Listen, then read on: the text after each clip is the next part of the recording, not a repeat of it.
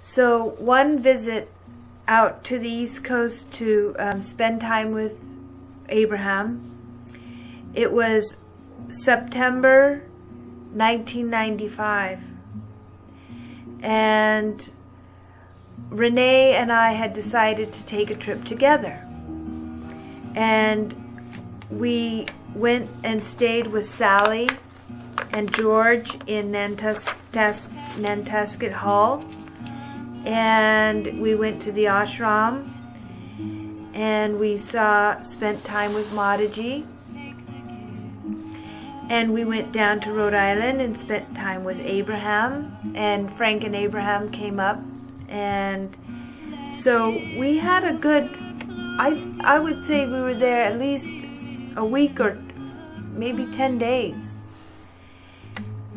And the night before we were scheduled to fly home, my mother and I went to the ashram, Vedanta Center, to say goodbye to Mataji. Because one time before Abraham was born, Mataji said to me, after Sunday service, she said,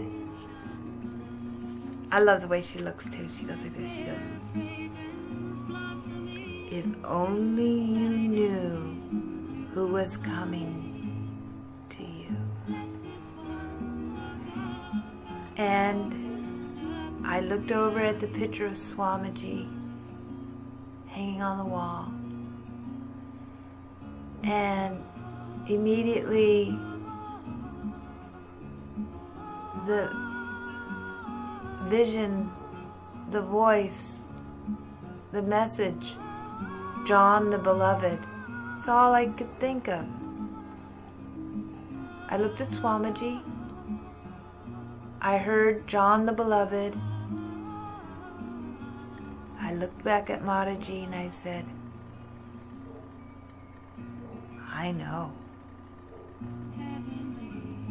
Yeah, I know. So, I finally had this opportunity. I said, Mataji, who is Abraham? This is on this one trip specifically to visit my son Abraham with his grandma Renee. Thursday night, we had this wonderful visit with Mataji, and my mom, Rani Ma, had reminded Mataji that it was when her mother, Didu Ma, was ready to leave the body, Mataji reminded Didu Ma that it was her attachment to her children that was holding her back from releasing and going on. So Rani Ma reminded Mataji of that story. And she saw the look in Mataji's eyes like, oh, it was like the golden key that set her free. And anyways, the next morning, Rani Ma and I are at my sister's house in Hull. And we are due to leave on a jet plane later on that afternoon. And we get a phone call. And this is, I wrote this down. I wrote down what I experienced. September 8th, 1995, Friday, full moon, first rainy AM. We had beautiful sunny weather the whole time. Sri Gayatri Devi enters into Maha Samadhi peacefully at approximately 9:45 a.m. this morning. I received the call from Shobana at 11 a.m. I happened to answer the phone at Sally's house. She relates the details of Mataji's passing. Around 4:30 this a.m., Ma awoke, unable to breathe well. They called an ambulance and she arrived at the South Shore Hospital by 5 a.m. For the next 4 hours they attempted to stabilize her with oxygen. Ma tried to rip the mask off. It appeared that she was in great discomfort. She then turned to Kathakali, smiled, and let go peacefully. I wrote down the name Kate, but I think it's Kathakali. Anyways, could be Kate. This trip to the East Coast has been marked as a very crucial milestone, paradigm, one door opening wide into another larger room, another dimension of reality. This is big-time changes for so many of us. When I began to plan my trip out here to primarily visit my son Abraham, Mother Renee, Rani Ma, also decided to turn around and return with me. She had been out here for the month of June and decided that she had more work to do. She also felt a strong pull to be near Mataji. We arrived on Thursday, August 17th, and went to the ashrama on Saturday for Krishna's birthday. There was only Ahimsa, Roma, Mom, Mary Beth, her daughter, and myself. We sang many songs loud and clear, and I knew that Mataji was with us and enjoyed the music. She was alive in her room, which was less than 5 feet away from where we were singing Krishna's songs. Later on, I sat with her in the living room and chatted with her about Abe. I asked if she knew who he was before this incarnation, and she thought I was talking about Abraham from the Bible. She said he is who he is. After a few more references to his general spirituality, I realized that she was speaking about the other Abraham. When I corrected her, she said, "Oh, Ma, I can't remember these things anymore." Then she said, "Abraham is Abraham. He's a part of the lineage."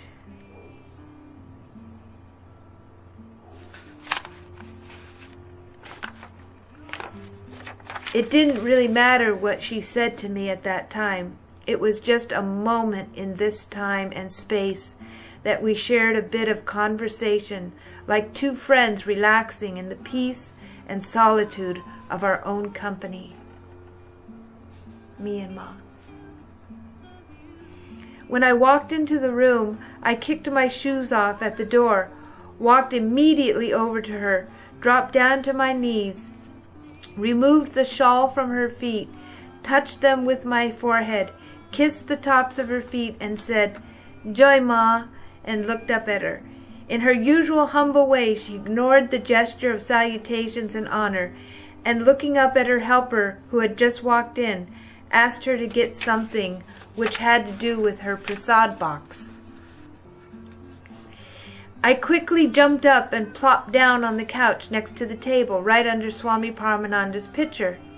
We hung out together for a few minutes, and then we, Rani and I, went into service. After service, we again sat with Ma. I asked if she ever got her feet rubbed.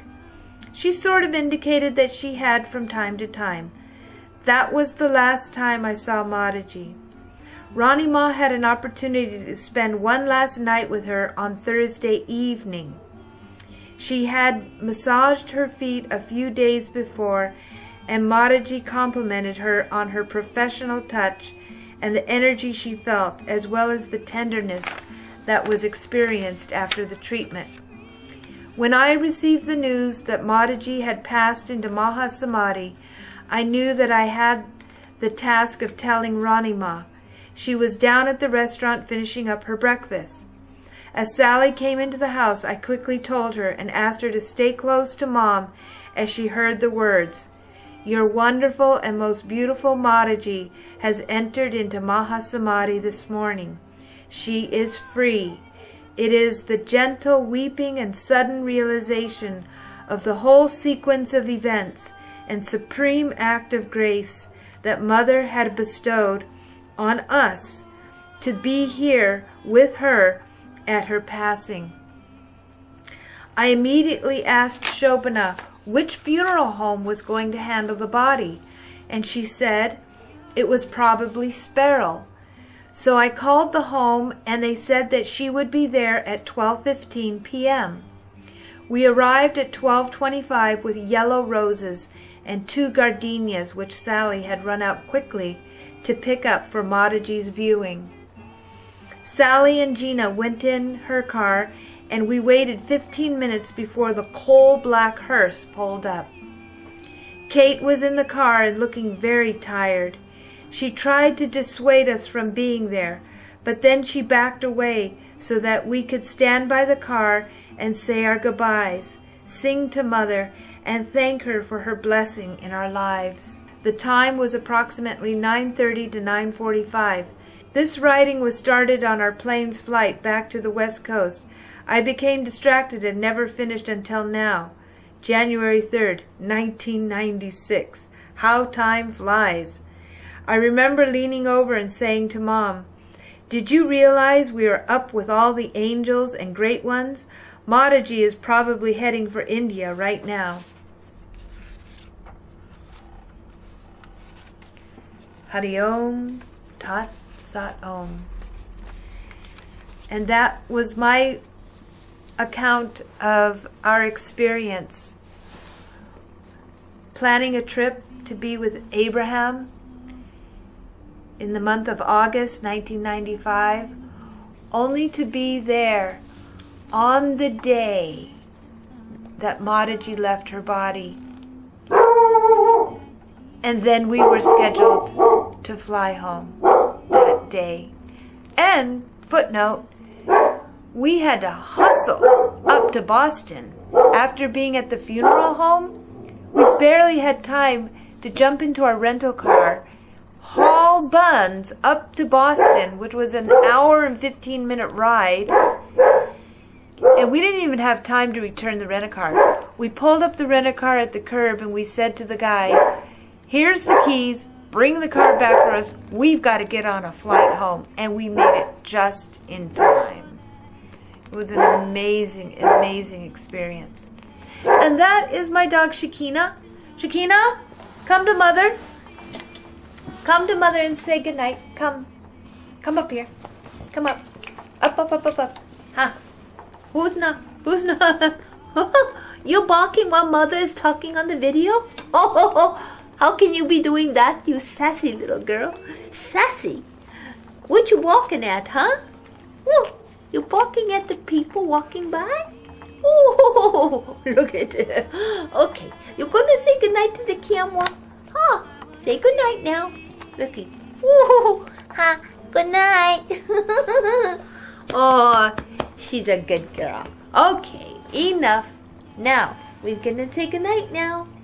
Okay, Shakina? Okay. Say, that's a wrap, Mama. You've been talking on that video for a long time. Now it's time to go night-night. And if Mama has anything more to say, we'll say it another day. Okay? Good night. Okay, down we go.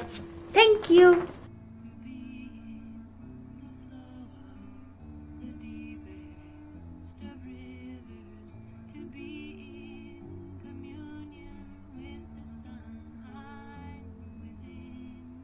To be